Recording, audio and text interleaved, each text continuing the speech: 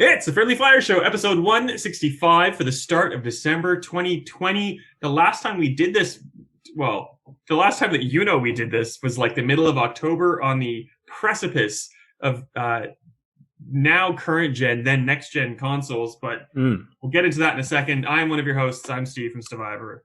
I'm Ben from Stevivor. It was a different world back then. We were on the last gen. That was still current gen. We've made the switch to current gen is now what was then called next gen. That's how long ago it was. The then current gen, now last gen consoles are likely at EV Games because we traded them in. We have new ones, which are current ones.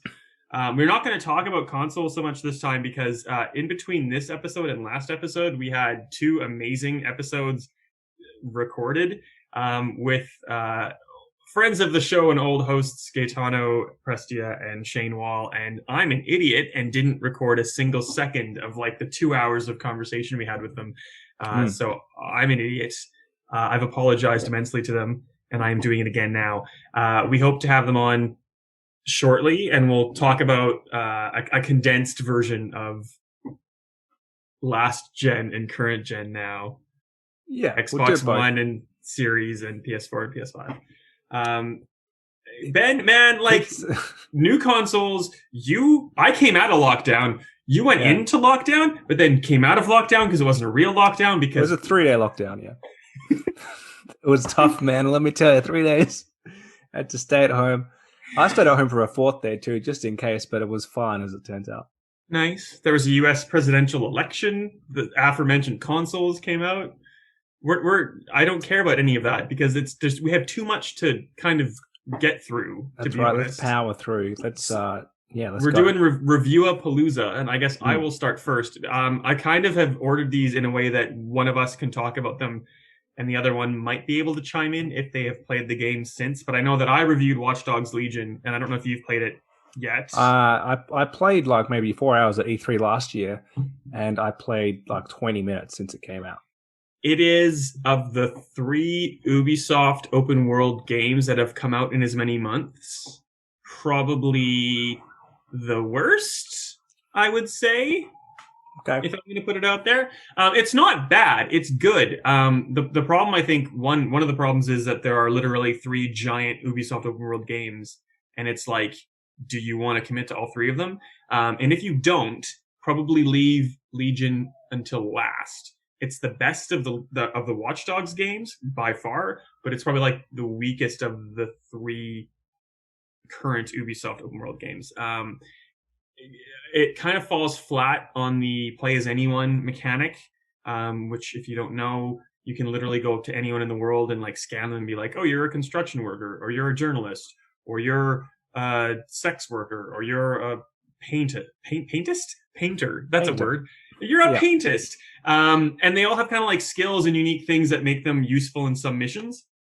But quite literally, if you get a spy and a construction worker, you are set for the entire game because there's nothing that can overcome you at that point. You have all the skills and all the tools at your disposal to just like wreck shop. That was the worry, right? Like there's going to be this clear archetype of character, and if you don't even need to vary them, it doesn't really matter. And they made permadeath. Like when they showed it to us last year, they were like, if you die, Helen's gone. Like this crazy grandma that everyone loved at the time. If she dies, that's it. And then they kind of said, oh, that's a bit too harsh for casual players, so it's optional. And it just loses the whole point. You can turn it back on if you want the permadeath. But then, I don't know, like it's so much hassle to find someone in the world that you actually like. So you kind of want to keep them, so you don't want permadeath on. And then like constantly I would find like a good combination of like, there's some like secondary skills that you may or may not get with like a spy as an example. But then all the good combinations that I would find, it's also like, and they have flatulence. So whenever you're in a stealth mission, they'll just fart all the time and everyone will know that they're there. It's like, okay, well then they're clearly not someone that I will ever want as part of my team. The missions are good. They're pretty repetitive. The world is amazing. If you've ever been to London, it's that, COVID time virtual tour thing that you kind of just like, oh, I know that place. I was there. I did that. So it's cool for that. But it's very samey. And I kind of don't want to be in this world as much as I want to be in a different world. That's why I'm playing video games right now. So this is a good segue because we're trying to like fly through these damn reviews. I think probably the best of the Ubisoft open world games, and I think that you'll agree with me from what you've played, is Assassin's Creed Valhalla. So take it away. Well, it's the only one of the three that I've really played a lot, and I played a lot. So I pretty much played. We've got a massive list of launch titles basically, and I barely scratched the surface of any other game because I want to get this one totally done. I'm about 60 hours in, and I'm feeling now like I'm nearing the end. Like there's light that I can see. Like, oh, there it is. It's coming. What level are you, if you know, if I could ask? 270 or something, 280. I'm about 210. Yeah, so I think I'm just shy of 280, but yeah, there's an achievement. There's an achievement at 280 then. Yeah, that's what it's making me think it's near the end. That's actually the achievement making me think that's where you need to get to. And there's some story beats. For one, you kind of finish all the regions of England. I won't get into where you go, and I mean you can kind of follow what's happening because you start in Norway, you go to England, you go back to Norway, you know.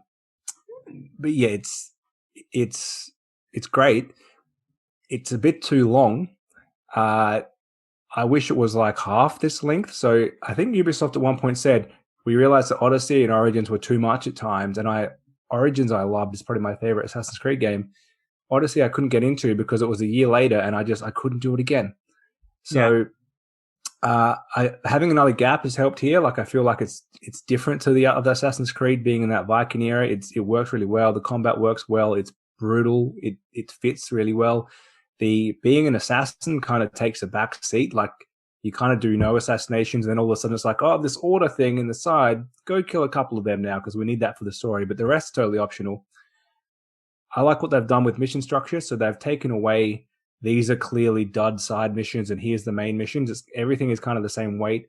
You can tell when something is there just to get XP, but it doesn't explicitly say that it's a side mission. You don't have to do. You kind of just figure that out yourself. But then there's the quirky little world events, which help a guy jump off a cliff for some reason. Like they're really quick. It's where that Assassin's Creed humor comes back in, so they don't lose that. So it's it's my favorite launch game on Xbox Series X. Definitely, there's not much competition, but it's by far the best. It's in contention at the moment. I haven't played Cyberpunk, but it's in contention for Game of the Year for me, I would say. Well, we've decided that that's not even counting in Stevivors Game of the Year. So. Just like I don't think we counted Star Wars Jedi Fallen Order last year, so that's still so eligible. You follow Game Awards rules. Well, I think it's just easy because we're a Game Awards judge, Ben, as you well know.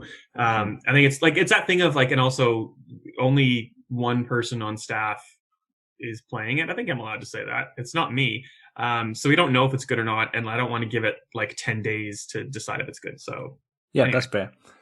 I think certainly one of the best Assassin's Creed games. It's had some technical issues. So when I reviewed it, I said it runs at a great smooth frame rate. What I didn't realize at the time, because there was new consoles, we hadn't really fully understood what we were playing, because I was playing on a TV with VRR. So, which is variable refresh rate, in case you don't know what the acronym means. So it basically, when this game, when it launched at least, was riddled with constant screen tearing and frame drops on Xbox One. Not to just a small degree that you don't really notice it, to a degree that it really teared the screen right in the middle and was kind of distracting. And so you sort of also a variable refresh rate, kind of your screen matches that so that you don't see it. And it looks fantastic. Like it covers that up in the same way that quality upscaling means you don't really notice when something isn't 84K. That means you don't notice when it's not maintaining that pure 60. So playing it on my other TV, terrible, to the point where I almost couldn't play it. Now, they've since patched it. Still bad. It's still not good enough because it still happens. So I don't have nearly as much screen tearing as I used to, though. Yeah, it's not as bad, but I'm used to, on the other TV, none. So it comes across poor, and no other games that I've only really been playing that and COD on Series X at the moment. That doesn't do that. So it's probably a case of just it's a launch title. They didn't have time to fully optimize it. They'll probably fix it again in a later patch. They went for too high resolution in a dynamic resolution situation. So it could be better. But the game itself is great. I just wish it was like 25, 30 hours shorter. Yeah. Just because there's so many things going on. I don't have time for this. I would love, from Assassin's Creed now, I want a couple of things to happen. Get rid of the modern day thing because it's pointless now. Boo! I disagree, but okay, It's anyway. garbage. It's garbage. I forgot what her name was until like she Layla, popped up. Layla Yeah, like who Hassan. the hell I is love this? I love the modern day stuff. I It is. disagree wholly. It's barely in this one. Only the stupid fragments of like, oh, it's a glitch in the Animus. Garbage. Anyhow, agree to disagree on that one. Well, they need another break, so at least a year. I would love 2 years off, and they should come back with a mafia style, still open world, but really focused story. So it's don't go explore, follow this story and quality story that's like 20-hour game. I think that And they would be should come fantastic. back and do a samurai one and prove to Ghost Yeah. of Tsushima that it's still the better of the exactly the same damn game franchises. Basically, Yeah, I agree with so- everything you just said. And that's And the Assassin's sad Creed. thing is that's like Assassin's Creed is usually my Christmas game that I will go like when I have a giant Christmas break and be like, oh, I'll fit like I didn't finish it, but I'll finish it up then. And like that was the same thing with Odyssey. It was way too long, but I started it and then I kind of like finished it later. But you can't do that this year because Christmas is definitely going to be Cyberpunk time. Unless you're going to wait for the proper next gen version. No one's 'Cause- going to wait. No one's going to have Mm. any patience to wait. Who are we kidding? In my opinion, anyway. Yeah, that's true. The third and final Ubisoft open world game is Immortals Phoenix Rising, formerly called Gods and Monsters. It's by Ubisoft Quebec, who did Assassin's Creed Odyssey. It's the same kind of like Greek mythology. So like Zeus and Athena and Heracles and all that, all damn peeps. I really like it. It's a very cartoony kind of looking aesthetic, but it's not meant for children. It has like a wicked sense of humor. I really love Greek mythology, so I'm into that whole thing from the get-go. And it's not like a Watch Dogs or Valhalla style game. It's more of like Breath of the Wild with Greek mythology. So you're getting to the highest thing you can find in the world. You're scouting and finding points of interest, and then you're like going to those points of interest to unlock a chest or best a puzzle or go into a vault, which is the equivalent of whatever Shrines? Thank you, whatever Breath of the Wild things are. And it's like a map that you will slowly uncover what's going on. And in the center of the map is like the big bad that you can try to take out straight away if you really were so inclined, but you will just like basically get destroyed. It's a nice variation to the Ubisoft open world formula that works really, really well up until you get to, it's not even the center of the map. It's like just before you get to the big bad, there's like a new area that kind of gets like tacked on, and there the entire pacing of the game just gets utterly destroyed. They introduced this new mechanic that basically just makes you frustrated and hate what's going on. So like, that's good. It's really, really, really, really, really good. And then it's just like, I want to bash my head against a wall, and then it gets really, really good again at the end. So like, it's forgivable on the whole. But you will know when you get to the point that I'm talking about where you just don't want to do it, but you have to if you want to keep going. I feel like I would like it more if it wasn't right now and I hadn't played Watch Dogs and Valhalla and then this. Weird time to release it. That February, March seemed like the perfect time just to put it out there and get it out of its own games and also Cyberpunk's window. Yeah. Odd time. So like, I'm glad I'm done. And I think I would have enjoyed it more in a different time period, and I would have liked it more. I still like it. I want to see a sequel, and I think if they do like a break for AC, they could do like an Immortals game and then AC, and at least like space it out. Yeah, like just random bad timing. You should definitely play it. Give it some time to breathe, and then you'll probably enjoy it more. So play Cyberpunk instead, and then play Valhalla. So I'll be free to play this in about August next year once I finally get through Cyberpunk with how long that is apparently. Yes. Well, yeah. Black Ops, Call of Duty Black Ops Cold War, the longest game title. Oh, that's not even true. The second longest game title in what we're about to review. Long game title, but pretty good game. So this game is a weird development because it's a Treyarch game, Black Ops obviously, but the single player was made by Raven, who have previously helped on CODs but have never been a lead developer. So there was some falling out. Raven and Sledgehammer working on a game. Activision and Sledgehammer fell out. Raven took their idea to Treyarch, and they've made the single-player campaign, which is my favorite part of this game. I think it's really good. It's quite different. It's not the big warfare Call of Duty. It's very Bondy. It's Cold War. You're a spy in this like espionage thriller, basically. Really fun. There's a lot more. There's actually stealth, which is very uncod. Like you would often get the one token, you're a sniper stealth mission, be quiet guy. And that didn't last very long. But these ones have some, one of them you're infiltrated like a Soviet base and you have to kind of sneak around in uniform and find out who the mole is or whatever it is you're doing. So yeah, I think it's different. You wouldn't want this from COD every year, but the fact that they've said, let's try something quite different is good. I think Raven have auditioned to be the Sledgehammer replacement as developer number 3, and they'll probably get it. We haven't seen what they can do from multiplayer, but certainly from a single player point of view, pretty strong. But Activision also has enough studios that it doesn't matter if they can't do multiplayer because they have Warzone is going to become the new multiplayer that basically gets added into Call of Duty. Or do you think I'm wrong? I'm not sure. I think Warzone's very different. It's the first time we've ever had them say, because Black Ops Cold War has been added to Warzone's stuff, so that's got all the weapons have gone over there, or a bunch of them have at least. So it's kind of them saying, it's the first time I can think of ever where they've merged two together to say this mode is cross-game, basically. Because Call of Duty's model has always been buy a new game every year because we'll just keep getting loads of money. And it used to be buy the season pass too, so they've gotten rid of that. This year they've said, you know what, you don't need to buy it again if you just want to play the Battle Royale. We're going to keep the old one. That's still free to play. Very different. I think they're still going to go we absolutely don't need it anymore, but they're going to go the new COD every year until people stop buying it because it's just such a money maker for them that why would they stop? So, but there is some change over there. The negative to multiplayer is, while I do like it, I don't think it's quite as good as Modern Warfare, but if you prefer the Treyarch games, you'll probably prefer it. It's a little bit quicker. There's, in most maps except Miami, there's less camping probably than some of the Modern Warfare maps. It's just a bit more arcadey when Modern Warfare tries to be a little more Battlefield at times. Yeah. The negative is Modern Warfare, because it didn't have a season pass, but spent so long to build up all these maps. Like if you play now, you barely play the launch maps. You play like this massive list of them. And so when you come to this like 8 map game, when 2 of them or at least one of them is poor, and you kind of really don't want to play Miami ever again.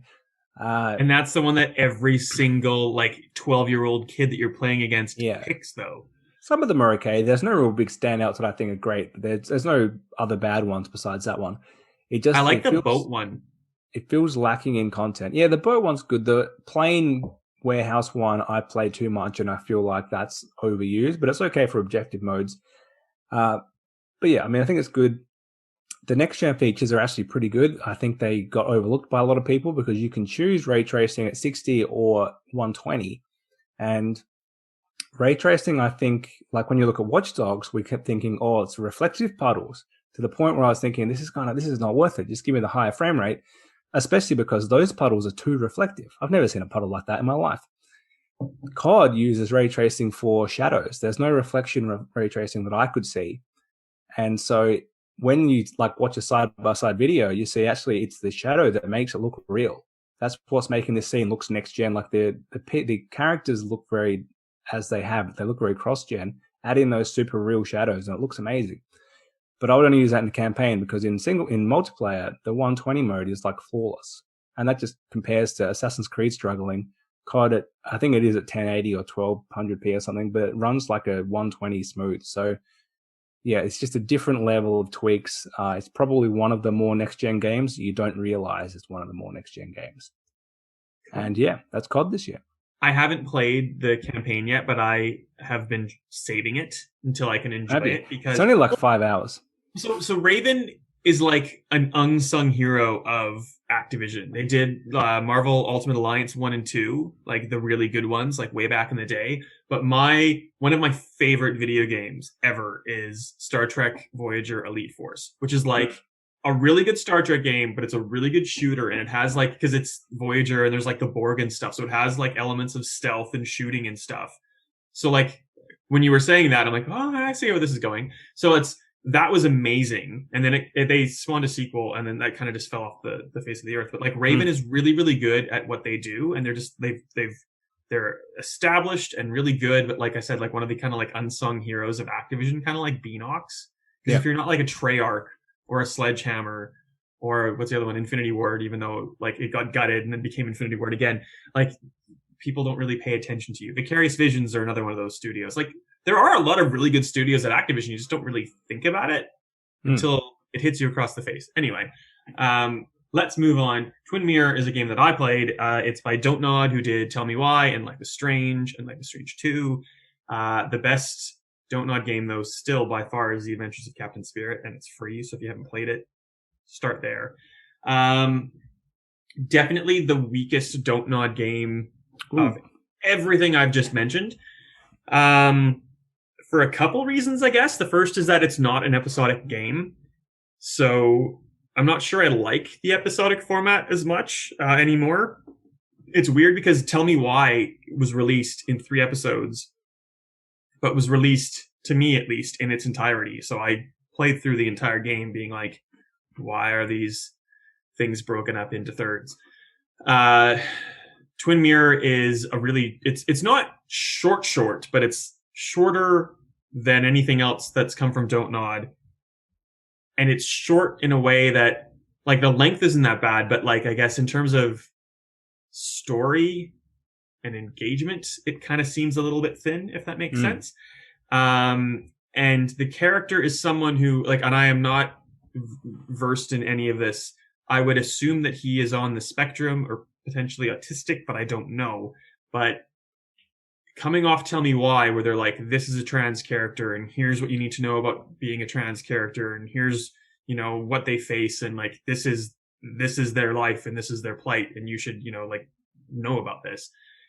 They dance around the potential autism like it's the plague. So they never kind of commit to one thing or the other.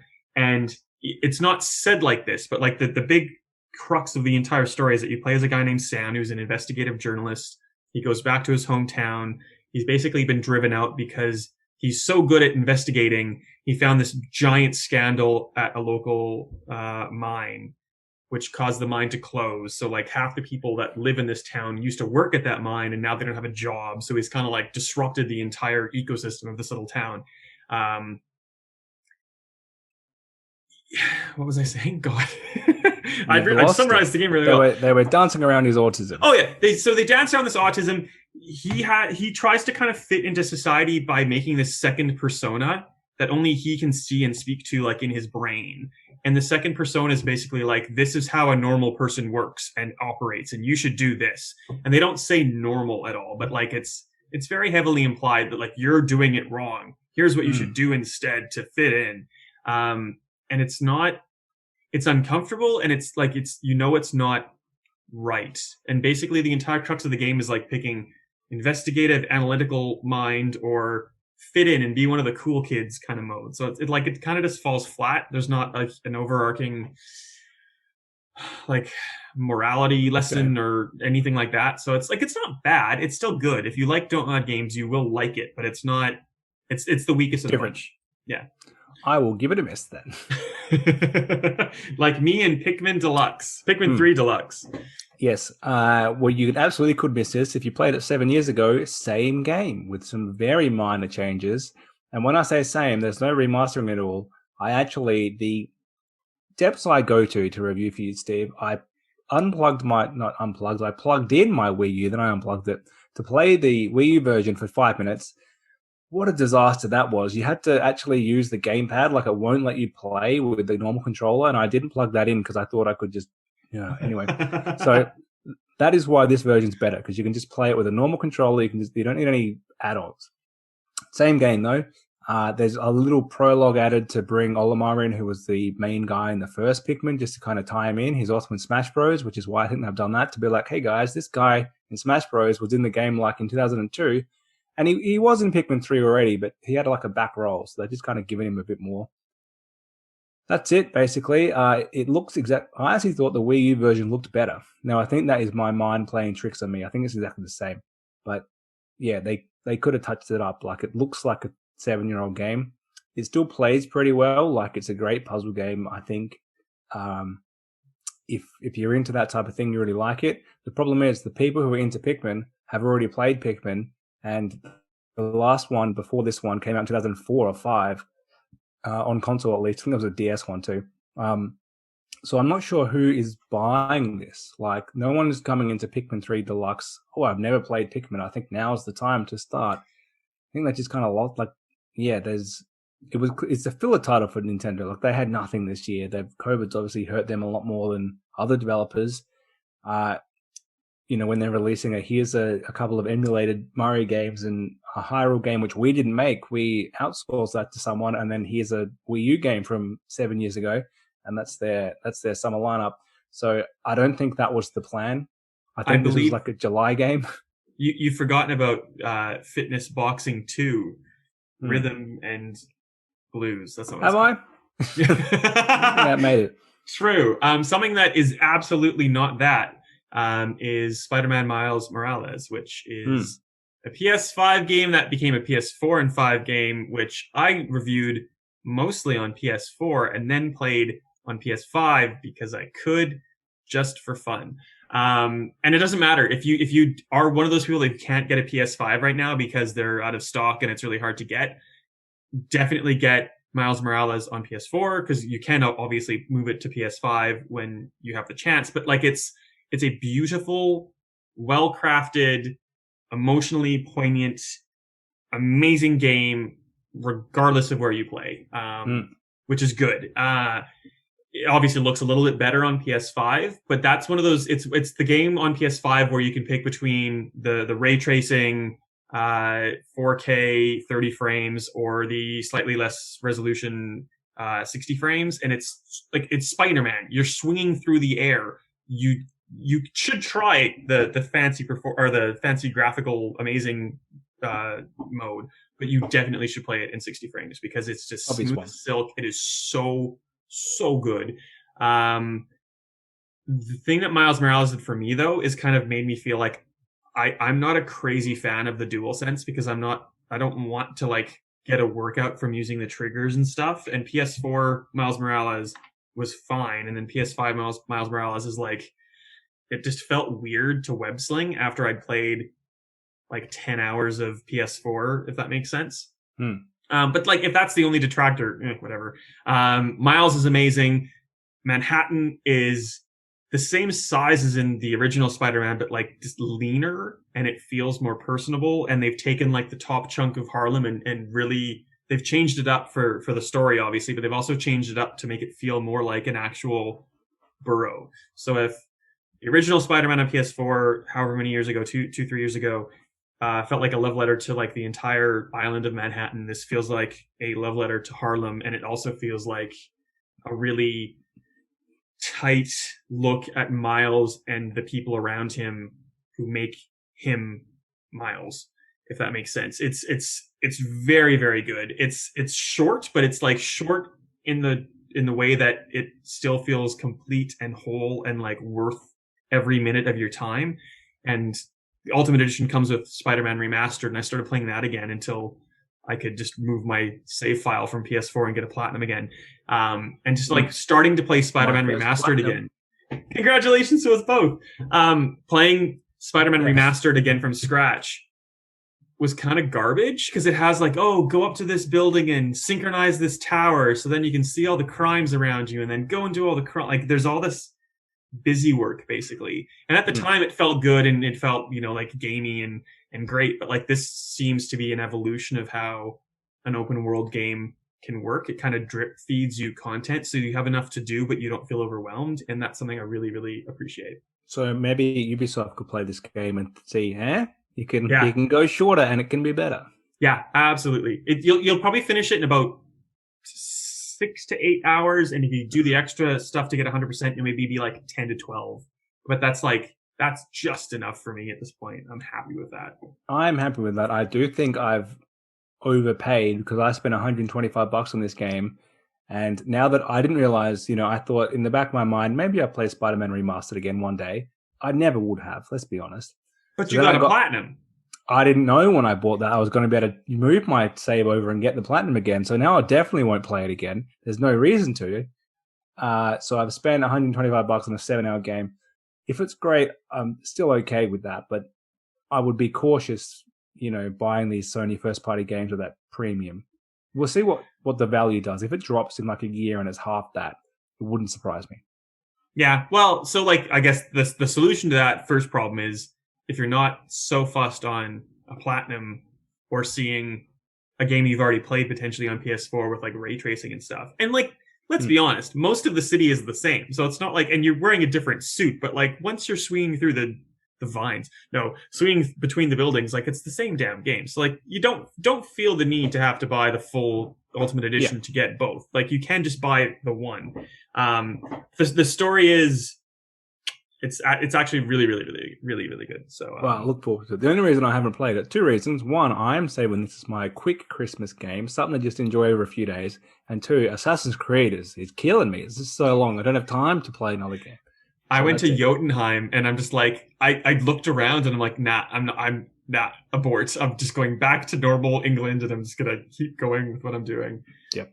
I feel like I'm not even like I've scratched the surface and I'm level 210 or whatever I said, and I just feel like I have at least the same amount of time I've spent playing that game left in that game, which sucks. Yep. Anyway, Tetris Effect Connected. I reviewed it, but you've played it too, so please. I played a little bit, so I've just played it as I've had enough of Assassin's Creed. I want to do something mindless, and that's where it's great. It's just that it's just Tetris basically with a few little quirks, but the core game is just Tetris.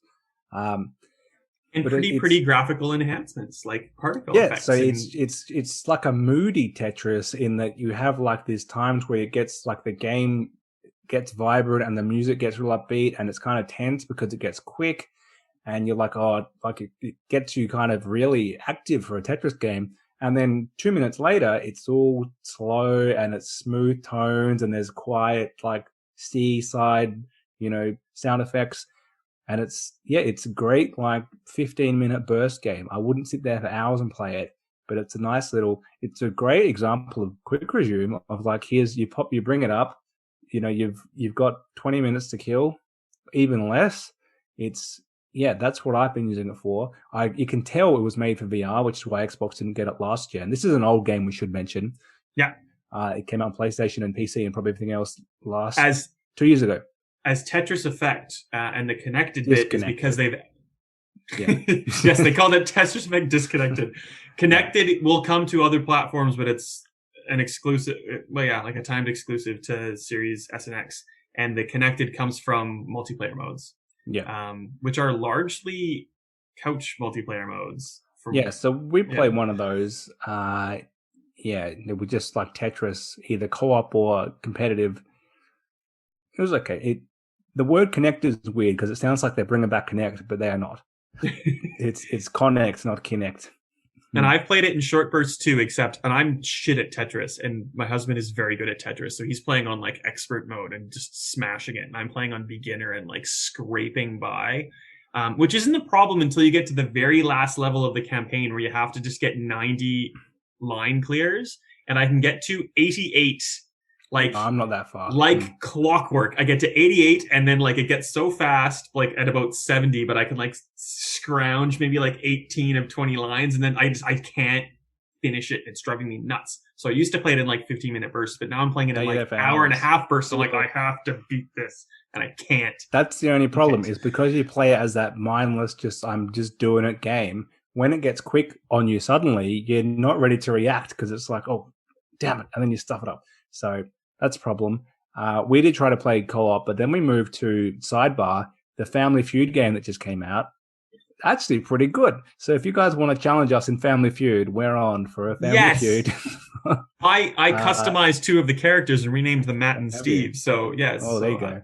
I also put that weird like cat head from the Cooper family on Matt's head now just to troll him. So I'll make sure he keeps it on. We've had enough of playing the AI. I haven't been able to find a multiplayer game. We only tried once actually. So I think we need to team up with people you know. Yeah, we had two people over for dinner and we made them play with us. So we were a family of 4 playing Family Feud against the AI, which was very good. If we're on the topic of games that we didn't review properly, but we're talking about them anyway, Jeopardy Playroom or something like that. It's published by Sony, but it's on everything. I'm playing it on Xbox. It basically it won't live stream. It will just stream an episode of Jeopardy to your console, and you use your phone as a controller, and Alex will ask you a question. Oh, R.I.P. Alex Direct. He will ask a question, and rather than like then watching the contestants buzz in and answer the question, like you get to buzz in, and you can use your phone as like a dictation device, so you can just like speak your answer to it, and it's pretty good at getting what you're saying. It's better for me than Matt, probably because it was made in North America and listens to me better. But it's pretty good. Like, so you can both answer questions, and you like both, like whoever's playing can answer questions, and you both get points, and it's actually pretty good. And it's pretty cheap. So if you're into those kind of game showy type games, it's actually pretty good as well. Do recommend. The other game you've been playing is Little Hope.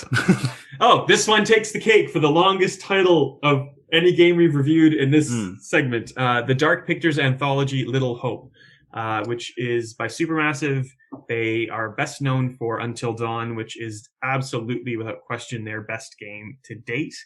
They followed with a crappy VR Until Dawn game on PSVR, which wasn't great. They then had Hidden Agenda and The Inpatient on PlayStation, which were both okay, but like not as good. And then like the Dark Pictures is an anthology of games. There's two now. The first was, I can't remember what it's called either, but something about a ship. Man of Medan. There we go. Which had Sean Ashmore, or the other Ashmore, if it wasn't Sean. Who's the D-grade celebrity in this one? The dude from Meet the Millers. God, what's his name? Oh, okay. And he was in School of Comedy, and I really, really like him. Will Poulter. Okay. Something like that. It's pretty good. Like it's that thing of, so it's based in, a town near Salem, if not Salem. It's been a while then. So there's like the whole witch trials element into it. And there's some timey-wimey shenanigans. I liked Man of Medan, but Man of Medan kind of took like a cop-outy like way to end it. It's like, oh, it's just like this. That explains all the weird stuff that's been happening for hours. It was good at the start and got progressively worse, Man of Medan. I wasn't trying to ruin it. I was trying to explain it without like spoiling what happens, but like, you know what I mean? Not Man of Medan. Little Hope doesn't have like that kind of hokey element. And even Until Dawn, like the end of it, Until Dawn was like, oh, that came out of left field. But I think that was still the best of all of their games. There's still that same sense that Supermassive doesn't know how to end what they start, I think. Like they have a really kind of good setup that slowly just kind of devolves into like, okay. It's still good, but I don't know. There's just so many things out right now. Like if you missed it, you're probably not, like, I don't think you need to like crawl back towards it if you've missed out at this point. Based on the last one coming to Game Pass pretty quick, like within the first 6 or 9 months or something, good chance that'll happen again. So that is what I'm going to wait out for.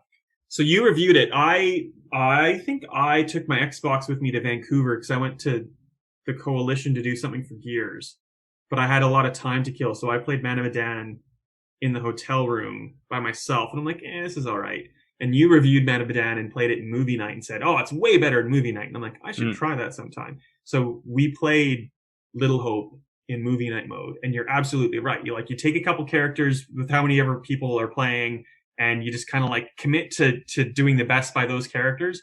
And it's more enjoyable because there's that element of like, oh, you picked that. Like, why would you pick A? You should have picked B. Like, there's no way that would have ever been a thing. And like, there's fun to be had in those kind of arguments, I guess, with your people. So yeah, if you can play it in a group, you definitely should. And almost like to the point of the more people that you have to like take a character each, the better.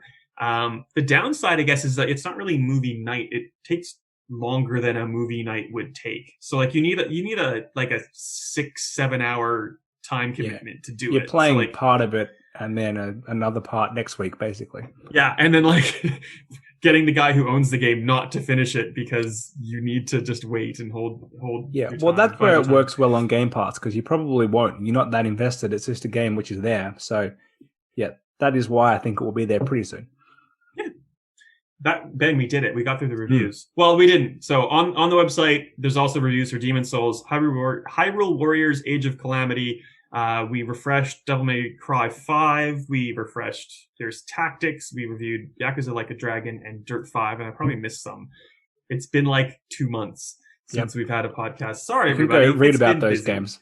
Exactly. You should read, and I updated the site. It has a new fancy like look and feel. So go check it out and tell me what you think. I want to finish on the news bit because it's more like a preview from you, really.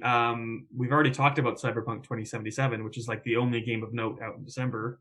Is there anything else to say about that game at this point? Not really, except fingers crossed it launches, because I think until it gets here, we don't know for sure. No, they're not going to delay it, but we don't have it. Well, it was like 2 weeks before it was supposed to come out the last time it got delayed. Now we're officially, at the time of recording, a week out. And like I said, we have a copy on PC that we're currently reviewing that we can't talk about, which is easy because I'm not playing.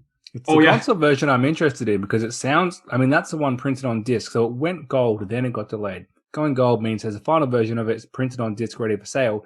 Very rare for something to be delayed after that, which suggests that the version on the disc, if you were to play it without updating it, is going to be bad or even doesn't work. So I'm very interested to see an actual version in the wild on console, especially like a base Xbox One. Is that going to be able to run this game? I don't know. And the thing that annoys me the most, probably not, is the answer to your question. The thing that annoys me the absolute most is that CD Projekt Red put out the post today, I think. I have no idea what day it is anymore. It's still 2020. Everything's a mess. That like, oh, definitely everybody's going to get this game early. We're aggressively going to like pull Let's Plays. We're going to pull live streams. We're going to try to preserve this game until launch day so no one gets spoiled, which leads me to believe that if we're talking about like review copies and console copies, like they're going to get to consumers before CD Projekt Red will dare put a console review code in someone's inbox, which makes me think that they're not very confident about how the console version is going to work. And that's complete speculation, but I think it's pretty good I think speculation. you're on the money. I think the delay at that point means there's some serious issues with the version on the disc. They can probably fix it in the day one patch. I think it's going to run pretty rough. And I think we've already seen the comparisons of like, this is a last gen game. They're stressing that. This is a last gen game that we know you're going to play on your current gen console. But the real current gen game with ray tracing and that's going to run at the proper frame rate, that's not coming for a while, probably at least 6 months. I'm thinking maybe 12 months. If you weren't desperately wanting to play now, there's some merit in waiting, I think. To play the proper game when it comes out, I think it will work a lot better. But of course, like you just said, you're probably going to be spoiled. So it's do you want the best experience or do you want to go in fresh and be there when it's exciting? Kind of like if you waited to watch Mandalorian for 2 years, it might be better, but you're missing that whole Baby Yoda moment. You'd be like, what are you talking about, Baby Yoda? He's got a name now. Yeah, but he didn't when we watched it, and that's why we don't accept the name. So like do you want to be part of the moment or do you want to wait for the proper game? Yeah, I don't know. And like CD Projekt Red said they're going to put out a standalone multiplayer component, which I would imagine would look something akin to like a GTA Online. So like, hold that. Get the game done first because it seems unfinished. Not that I've played it ever. That's a second set of people working on that apparently. So I don't know. Okay. It's all I hope it's not been rushed because CD Projekt Red is too scared to delay it a fourth time, I guess, is what I'm thinking at this point. I think they couldn't delay it again, but we just have to wait to see now. They've tempered expectations in the sense that they've made it pretty clear it's a last-gen game. It does suck that it's a last-gen game, because I remember when Gran Turismo 6, the last real Gran Turismo, ridiculously, launched on PS3 just after the PS4 came out, and that like 3 week after next gen at the time it launched, it felt very last gen. It was like, this isn't impressive, and I do feel like that's going to happen again. So we'll see. Yeah, well, the answer to that is play on a powerful PC, but you can't even buy one of these. So are we allowed to say that we had to be loaned a PC to play it on a fancy new card because you can't even buy them? I think that's the end of probably what you can say, but yeah, like I think we can talk about the specs of the PC next week when I know that we can. But yeah, they would. I think I can. Say what you have. I'll say this: I'm not reviewing the game, and I have a PC with an RTX 2070 Super. So Not make good of enough. that, which is like it's not a 30 something, but Mm. it's a pretty high end But you PC. can't buy a 30 something. I couldn't anyway because I have all these new consoles, so I have no money. But if I did and I wanted to buy one of those, you can't buy one. Exactly. So you basically you got to play this on your Xbox One or your PS4, But unless you were lucky enough to buy new hardware.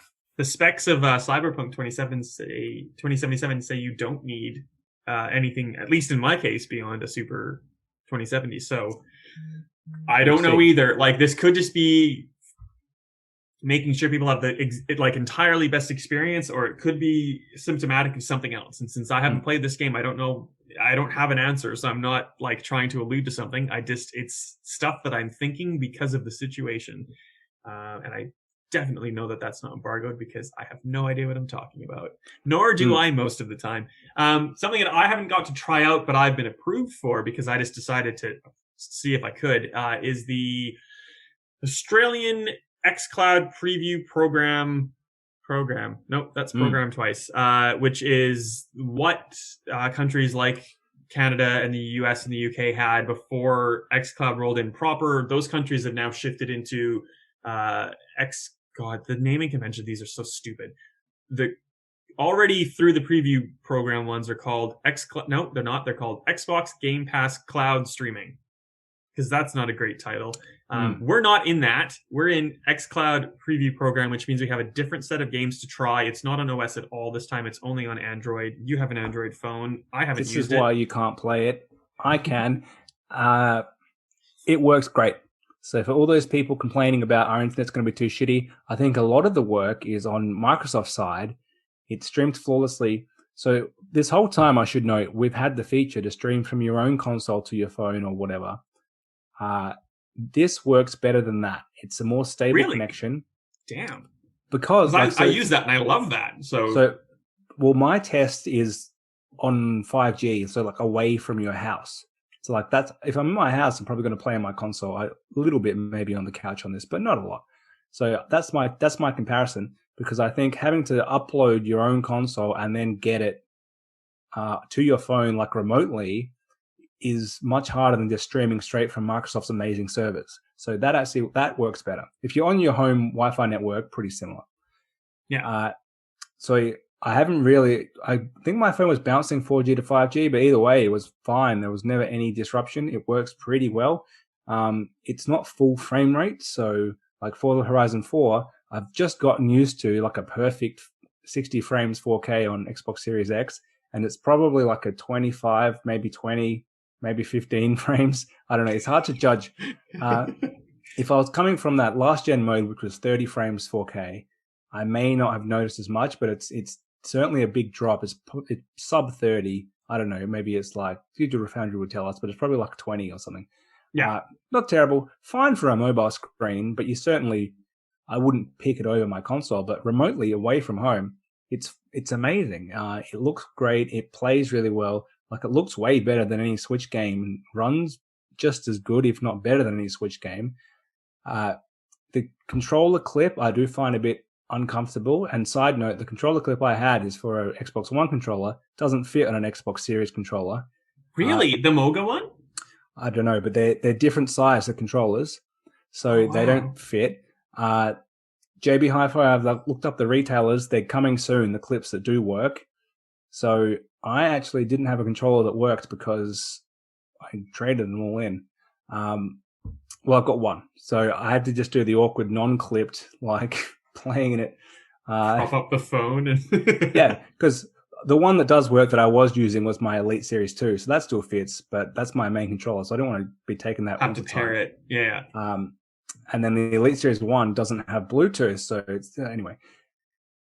So what I've done is, Tano's not on this show, but I've ordered a Razer Kishi because he said it's amazing. It's coming from Amazon US, so I think I'm going to get it in about 6 months. And hopefully that'll give me that Switch-style play with the control on the side, and I can enjoy, a little bit of lunch break Xbox, because it loads up quick. It syncs your saves super quick. It's pretty good. So I'm excited for this for a million reasons. That everything you've just said is one of them. I'm excited for an Xbox app on your TV, like Phil's kind of alluded might be happening. My mate Phil Spencer, head of Xbox. He or told you also at dinner, like right? Yeah, exactly. I had him over the other day because we're out of lockdown. Or like if they have an Xbox dongle that you like plug in like a Chromecast, like I think you're right. Like I don't really have a giant need to play a video game on a phone, like out somewhere. I will play on my couch. Like if I want to hang out with Matt and he's watching like Real Housewives and I have no interest in Real Housewives, I will like use the console streaming on my home network to my phone on the couch just fine. Like I don't need xCloud for that really because I can just use my console on my no, network. But like, yeah, so like, but depending on your situation, it might be better for you to use 5G to download the game and use like Microsoft's Azure cloud to do the upload of that transfer rather than you doing both through your network. Yeah. But like if I went to Vancouver to talk to the coalition, which isn't going to happen for years now with COVID, but like if I go to a hotel and I don't have to bring an entire Xbox with me, I can just plug in something or just like turn on an Xbox app and have like a slightly lesser experience because it's not a box driving the TV experience, but it's still like close. Like that's a game changer. Like having to not bring an Xbox with you and have like maybe a dongle or maybe just even just like a controller with you to use on the TV that supports it. Like that kind of thing is cool. And I think Microsoft's been really good about saying it's not meant to replace the console. It's meant to like accompany the console. It's meant to be like another experience that you can have. And depending on how you want to do it, like that might be your primary experience. But like if you have a console at home or two consoles at home, like we both do, like it's just in case kind of thing. So yeah, it has a place. It works well. I think that's where it's coming in. I think they probably need the dedicated app to be successful, but the dongle should be there too because you can take it to your friend's house or whatever who haven't bothered with the app because they don't care. But like, oh, here we go. We're going to play this game quick. So there's certainly a market there. But if you're a commuter who wants to play it, I don't know how well it would work on like a moving train, but if video, like it seems fine. So there's certainly, I think there is that post-COVID world, even just quickly on a lunch break, like playing it remotely is valid. And that's what the here and the now is about. And that's what it works for. And that's one of the cool things, I'm just like Microsoft fanboy. So that's one of the really cool things about the entire Xbox ecosystem right now. It's like you take a game and you're either playing it on your console or your PC or now on your Android on a train. And it's not like you need to import your save or do anything special because it follows you everywhere. Like you don't have to do anything. That whole ecosystem is now set up to support any of those combinations of things. Whereas like even Spider-Man on PS4 to PS5, you have to like go through steps to get from A to B or else it won't work. So like I like that it's it's consumer friendly, it's player friendly rather than it's different ways of thinking about it. We've talked about it before. Xbox want you to play their games wherever you want and then want you to subscribe. PlayStation want you to buy a PS5. So they make it a bit hard to get on there, but once you're there, you're stuck there. So it's clear business models. And it's however you want to play. It's like this. Yeah, it's however you want to play it. Like there's not a right or wrong. It's just like how will you benefit the most? Like pick the thing that you think is best, which is cool. Yep. I don't have anything else to say. I think that's it for this episode. We smashed this. I'm so proud of us. We went through so many things. We're going to be back. We're going to have at some point Tano and Shane, former hosts, occasional special guests. They're going to be back. We're going to do 2 episodes relatively soon. We're going to do a retrospective of last gen and we're going to do a next gen launch. No, sorry, now current gen launch console chat because we both have both consoles, but Shane has gone PlayStation, Tano has gone Xbox, so we can get a bit of the one camp only and we can be we're down the middle, we've gone both. And I've taught you how to record the Zoom session too, so if I accidentally forget to record 2 hours worth of stuff, maybe we'll have a backup this time. It was a live show with no audience. It's the lost episode. The lost episode is what it is. It was honestly the best time I had in weeks at that point, especially in lockdown. It was so good. I feel so bad that I completely stuffed it up, but like I'm happy that I had that experience and I'm happy that the 4 of us did. I'm sorry that everybody else didn't get to take part. They were the best episodes in probably the whole time we've done this show. I'm going to talk them up. They were so good. There was no false comments. It was all correct. It was the first time we had a factual show, and you cannot fact check that. Put that on the box. That's it. Well, you can look forward to more throwbacks like that when we see you next time for hopefully what are we doing first? The retrospective episode, probably. I thought we'll either do it retrospective across both consoles, or we might divvy it up between Xbox and PlayStation. We're still arguing. Okay, so we don't even know. Depending on availability, but our goal is to get our listeners or viewers, if you're watching on YouTube now, some episodes before Christmas as a Christmas gift, maybe. That's true.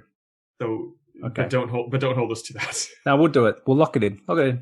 Guaranteed. Put that on the box. That's it. You can find us at Stevivor.com. I think if I've done this right, you can see where to talk to us. Ben is Ben. That's me. _ Salter on Twitter, and I'm SRightAU on Twitter. And then you can just go to Stevivor and find us otherwise, if not. Fantastic. Anything else, Ben? No, that's it. Bye. That's it. We're done. Yeah. Oh, I didn't record it. Oh, I'm kidding. I did. I'm not that stupid. Well, good that I did. Stop recording. I'm so sorry.